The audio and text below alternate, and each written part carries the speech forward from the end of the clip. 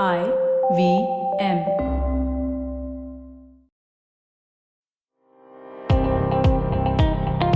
Welcome to All Things Policy, a daily podcast supported by Pragati, a flagship media initiative of the Takshashila Institution. We're a bunch of policy nerds based in Bengaluru, and we like to bring a fresh perspective to Indian affairs and an Indian perspective to global affairs. So grab a cup of coffee, sit back, and join us for today's chat. Hello, everyone, and welcome to another episode of All Things Policy. I am Satya Sahu, and with me today is my colleague at Takshashila's High-Tech Geopolitics program, Saurabh Todi. Today's episode will see us have a conversation on the geopolitics surrounding India and Canada, just to demystify the complicated path ahead for both the countries given the present circumstances. I won't mince any words here, and I'll straight up ask Saurabh about to give us a brief and succinct description of what has happened in the past few weeks, and how has Canada and India fared in how has Canada-India relations fared in the let's say in the past 6-7 years, I assume, when the tension started. So Saurabh, over to you. Hi Satya, yeah, it's very interesting to see what has happened in last week or so, which is been like kind of explosion of sorts between India, Canada, and their relationship. So just to give like a brief background. So last week, Trudeau in the House of Commons in Canada gets up and gives like this suo motu statement that there are credible allegations that the agents linked to the government of India were responsible or had a role to play in the killing of this one Mr. Nijar, who is a Canadian citizen. And obviously, he's a proscribed terrorist, and then India has asked for and gotten a Interpol red corner notice against him as well. That is I think, the start of the most immediate kind of controversy. And the background here is that, we have seen a fallout of that. So you see that as a result of that announcement, just a few minutes later, the Canadian Foreign Minister expelled a diplomat, an Indian diplomat from Canada, and and he was then later identified as linked to the Indian intelligence services, the RANW. So that was an escalation, and in response, then India also kind of expelled one of the diplomats in the Canadian High Commission, who also was kind of identified as being the representative of the Canadian intelligence in India.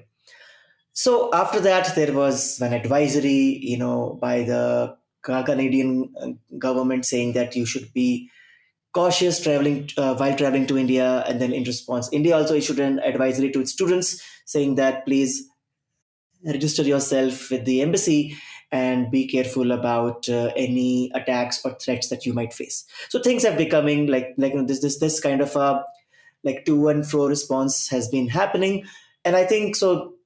Not more officially has happened in last 2 days, but there have been now drip of leaks, which now like try to kind of establish one storyline or the other. So this is the background, and I think if we go a bit a bit in the past, I think the relationship with the the government of Justin Trudeau in Canada has been more or less fraught. I mean, he came to power in 2015, and I think his visit to India in 2018 was a disaster. And if our listeners might recall that one of the convicted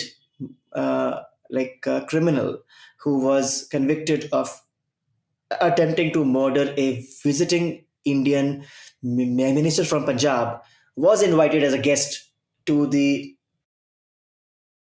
dinner hosted by the High Commission in Delhi. And this was while Trudeau was in India at his dinner. So, that was just crazy. And After that, I mean, as we have seen since then, the reports have come that India has tried to, engage with the government of Canada in trying to rein in these elements. And then we see in the last few months and year or so, there have been attacks on the Indian High Commission, attacks on temples. There have been calls to violence against diplomats, against Indian diplomats posted in Canada. There was this recent float that was carried out by Khalistanis, kind of celebrating the assassination of Prime Minister Indira Gandhi by her bodyguards. So these small things have been happening for a while now, and then there seems to be this impression that Canada has not really done anything to rein in. And I think what also may have irked the government was that, if you recall, during the farmers' agitation during the farm laws, there was kind of express support given to protesters by Trudeau and his government. So that was also seen as kind of like gross interference in the domestic affairs of India, especially when it was on something like a economic policy. So I think all of this has kind of like has led to this bad blood, and I think this most recent kind of announcement, very dramatic one at that, is just, I think, the latest chapter. But I think this is going to do a lasting damage if not stopped.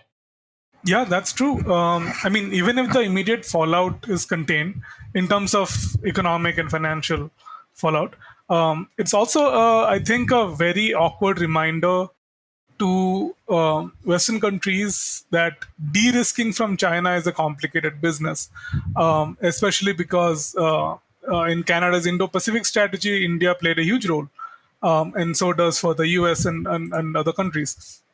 Now, so before we proceed further, let us figure out the relevant geopolitical interests that are, well, for lack of a better word, relevant to both Canada and India.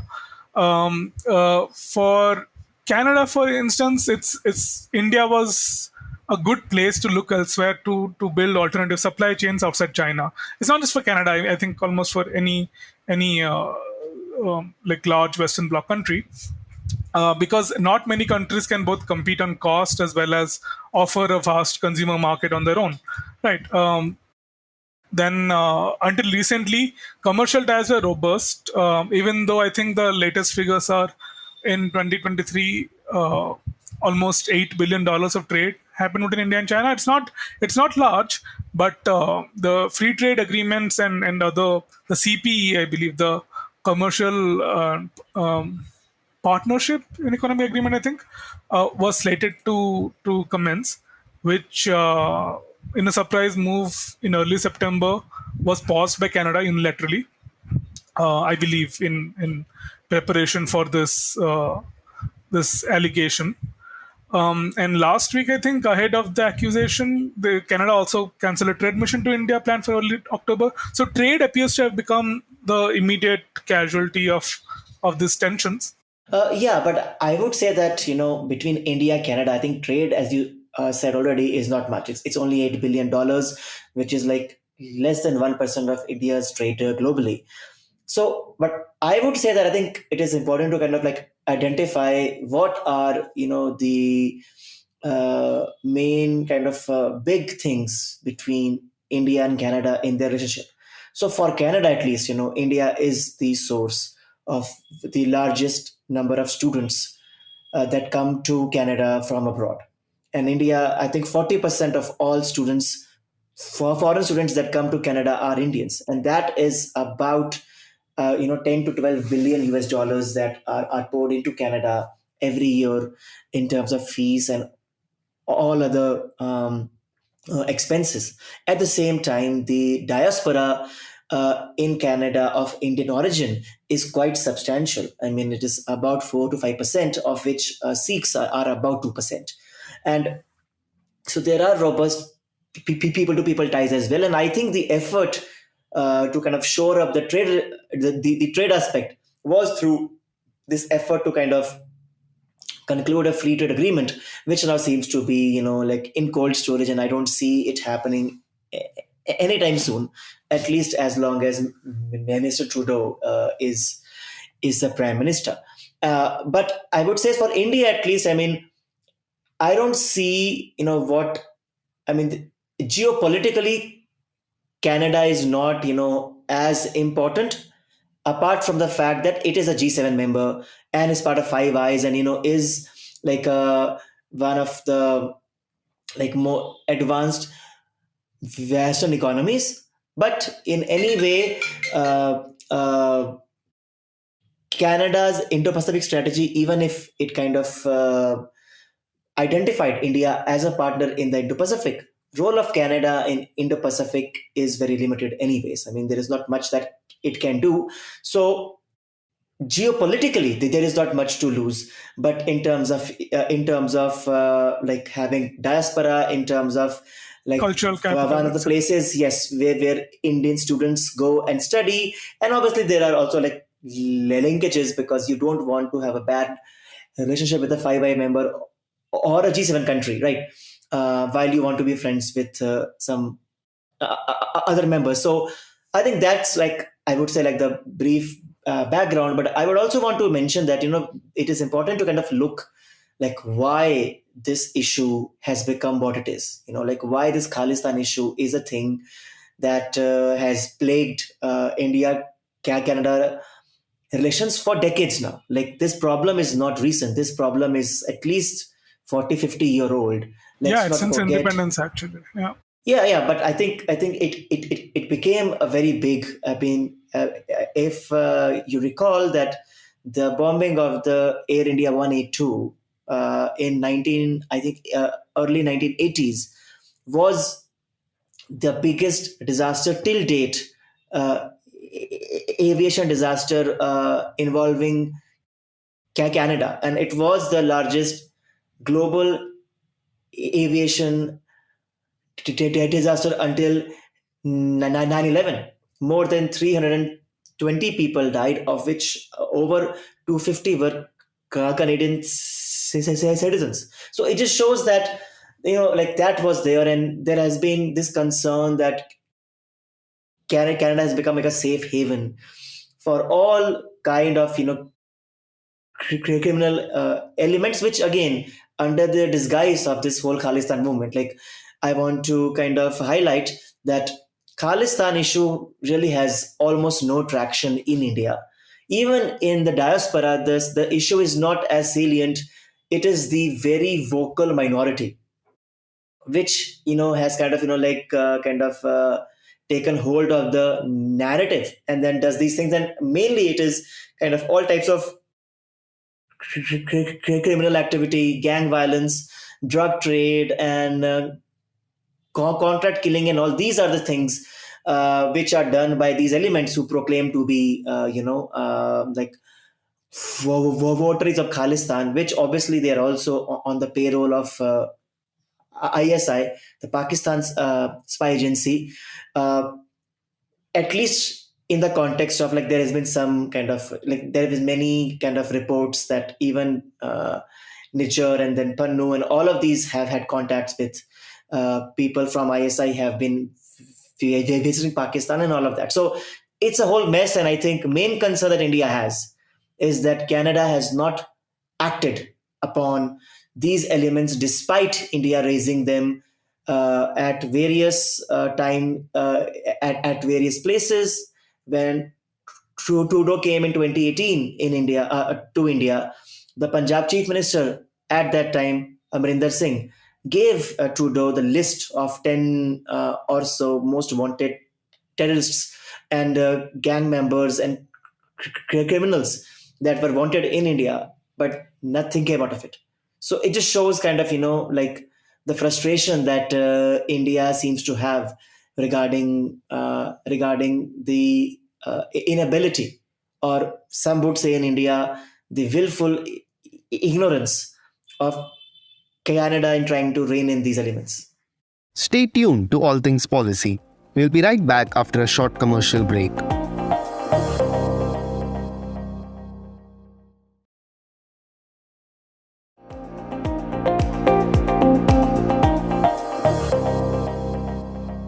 I believe the question, well, the what do you call it? The ostensible question is that for Canada is that they're protecting freedom of speech. It's a value based decision on their part is what they will be taking the stance of. But the problem is this argument falls flat when you talk about the fact that this is not legitimate. It's not a legitimate movement because even if 200,000 people or so, I think, have voted in the Khalistani referendum in Canada and other places, that number pales in comparison to 30 million plus 6 who live globally, in most in India, right? Um, so in that case, how much of it is a value based a value based decision versus a and transactionally loaded decision for Justin Trudeau's government, when he is essentially being propped up by the NDP and has previously definitely taken advantage of vote bank politics in the sense that they've pandered to Canadian six, right? So obviously, Khalistan is a difficult question for them to answer, but it's always going to be they're always going to err on the side of pandering to them instead of doing what India wants. And Yeah, no, I mean, extra. I don't think there is any value judgment here. I think this whole idea about morality and them upholding freedom of speech is a hogwash, because you can clearly see. I think, I mean, as an Indian, I mean, there is no salience of this whole Khalistan issue in India. Even in diaspora, there is not. So if anyone wants to hold a referendum, they can hold, they can do whatever they want. India should be least bothered.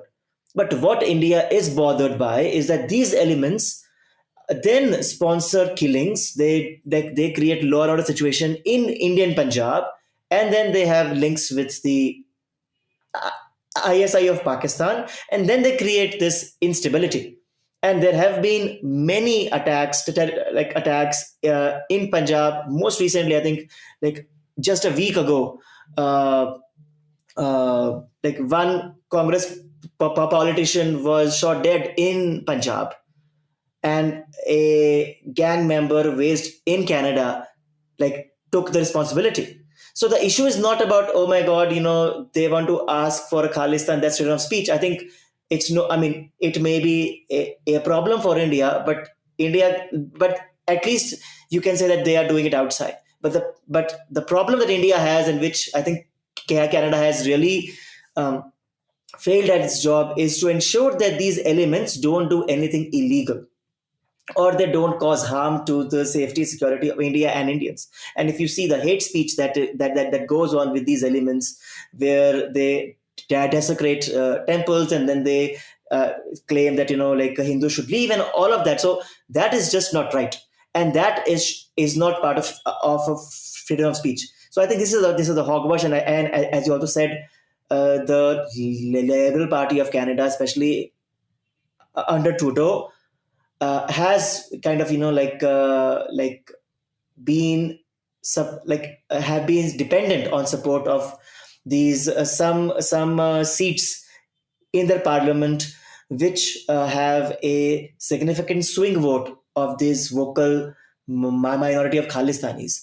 And that is why they seem to be going slow. And obviously, the support of NDP, head of whose is someone who has Jagmeet Singh, who has denied like the fact that the whole Khalistan issue still exists, has denied bombings, and then had to backtrack. So all of this, like, there's a huge murky history here, which I think we cannot brush aside. So the idea here is that it is easy to claim that it is all about freedom of speech, and let's not forget that it was the same government in Canada of Trudeau that froze bank accounts of people who were protesting against his government's policies, just about a year or two ago.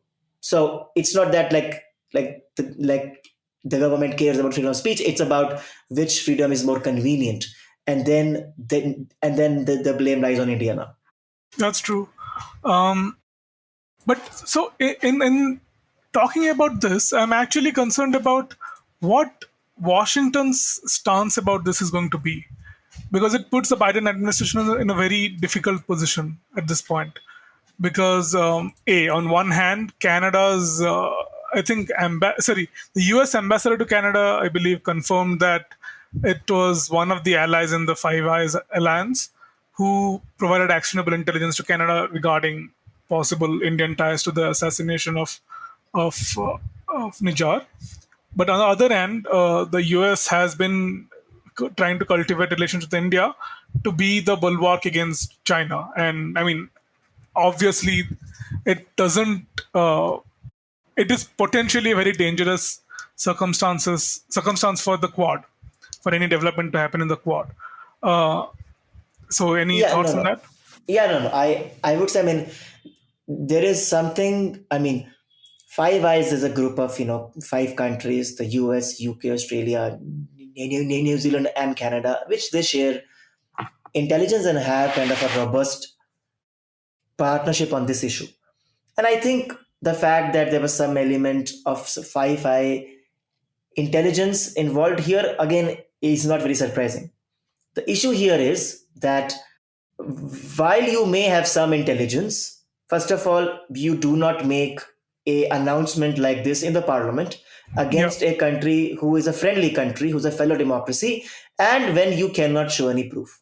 So that has kind of really damaged the. And if you see, like, there has been almost like unanimous kind of criticism in the way in which this was handled by Trudeau, where if you're standing up in parliament and accusing a country of doing something so grave on your soil, you better have some evidence, or at least you should have at least made sure that you have something that you can like show. So even if you see, the response of Five Eyes has been, I mean, the way I read it is not very much in support of Canada. I mean, obviously they all will say that we support, I mean, these allegations are concerning, and then we encourage India to cooperate, and then all of, so I mean, that's just very common statements which I don't think anyone would expect them to say otherwise.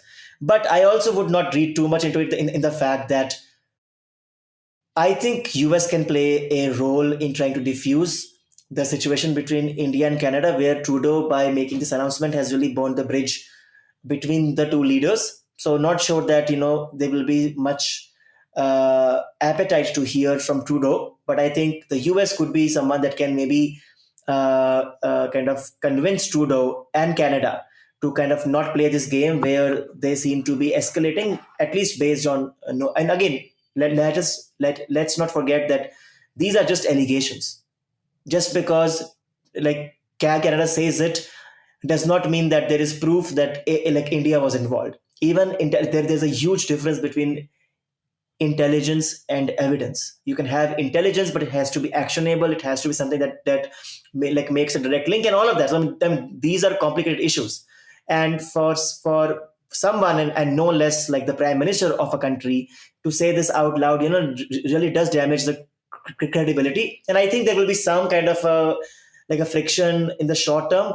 But as we have seen from the statements, I think the US India partnership is not going anywhere. And I don't see this should have much of a problem, unless I think, again, there is some explosive evidence which comes out, which they release. But again, if the reporting is correct, it seems like US gave some part of that intelligence, and I don't think US would prefer making things worse by making that intelligence public.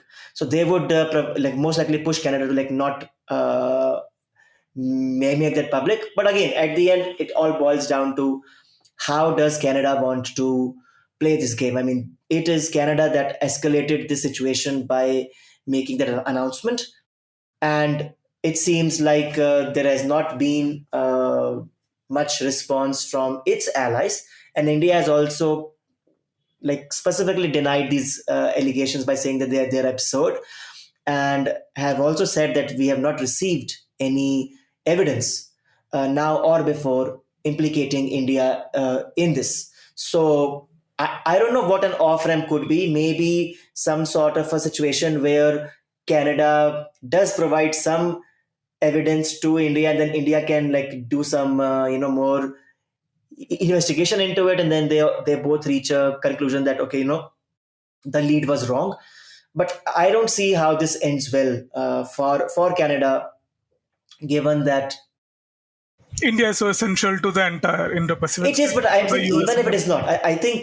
not, I think there is this kind of this idea that somehow India did this, and then even if India did this, it's fine because it's a very important partner. I think that's a wrong reading. I think to violate a country's Sovereignty, and it's sovereignty a like this, extrajudicial killing at the end yeah, of the it's day. it's not something that countries like India do, and we don't do that. So I think let's not kind of maybe agree to that, even if it is hypothetical. Like there is no evidence right now. There is no evidence in public domain, and if the prime minister of a country will make a public statement like this, which he has done, Trudeau, the standard of evidence required for that is quite high. So unless that evidence is met, unless it is proven reliably that India was or at least has some link to this, I think we should not assume that India did play a role in this. India did not has not like played any role, and at the same time, I think the issue here is that which I think India seems to also be kind of hinting at least through sources, is that who is this person that you are trying to protect like this? This person is a terrorist, has had cases against him, has been responsible for creating nuisance, has been charged, has a Interpol red corner notice, already was in Canada for dubious grounds. I mean, how can somebody who entered Canada on a fake passport, was denied request to become a citizen twice, then becomes one, and then so things are very murky here. So I think India is important, and I think that is why India's voice is being heard. India's concerns are being heard in Western capitals, and India is able to keep its point more forcefully. But apart from that, I think we should not accept that, oh, even if India did this, how good or bad it is. India did Yeah, I not think do this. that's There a is no that's a evidence. moot question. Yeah, like that is not going to be a question that's. I mean, that should have even been announced in Parliament, like Trudeau did. As like you mentioned, there should have been an off ramp in any sort of diplomatic role like this, where ministers and aides discuss this, negotiate, or this is shared evidence or shared information amongst each other, and which did not happen. So we are in completely uncharted territory right now, and I don't really see any concrete way out for Trudeau for this in this circumstances, especially also when countries like the UK and Australia are also very lukewarm on this, because they also have sizable Indian and Sikh diaspora, and domestic political consequences will follow if this is mishandled, right?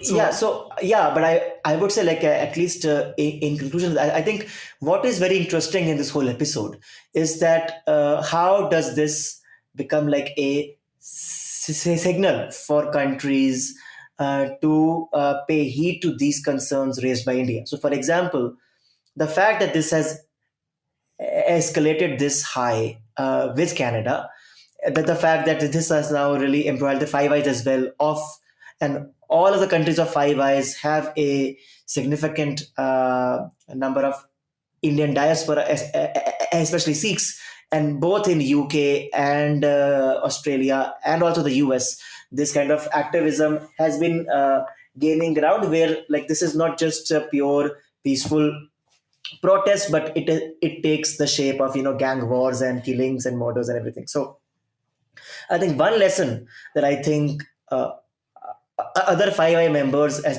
like for example, let's say Australia and the UK and maybe the US can take from it, is that these concerns, if not addressed, have the potential to become like a huge diplomatic problem. And then like even if there is some speculation that Nijar's killing could be just like a intergang rivalry which happens quite frequently with Khalistanis and in Canada.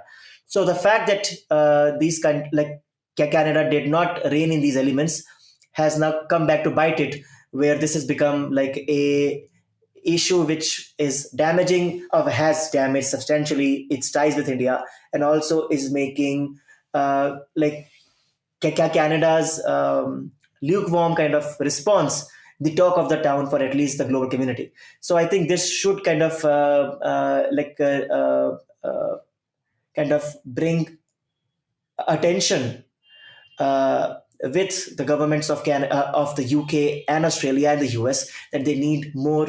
They need to do more about this, and they need to ensure that these elements do not engage in anything that is detrimental to the relationship between India and them, and also have to ensure at the same time the safety and security of the diaspora, because this kind of toxicity can easily spill over to different groups that are from India who may not be Sikhs.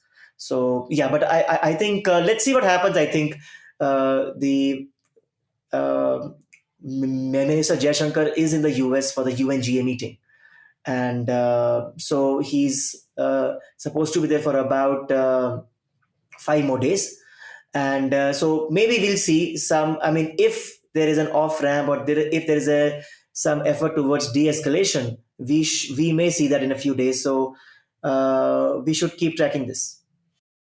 Yeah. So, and I believe in the very recently, like just I think today itself, Canada's defense minister said that Toronto will continue to pursue partnerships like the Indo-Pacific strategy, even when the investigation will continue. So they know that it's a very delicate circumstance that they've entered, and the priority seems to still be the fact that India is very important to them as they proceed on the strategy, right? It commits around $500 million over 5 years towards their military and strategic priorities. So it will be interesting to see how things proceed from here.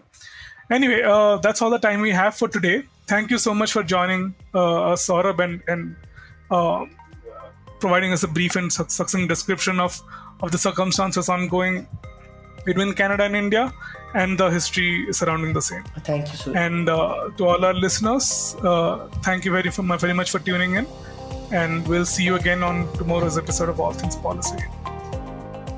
If you liked our show, don't forget to check out other interesting podcasts on the IVM network.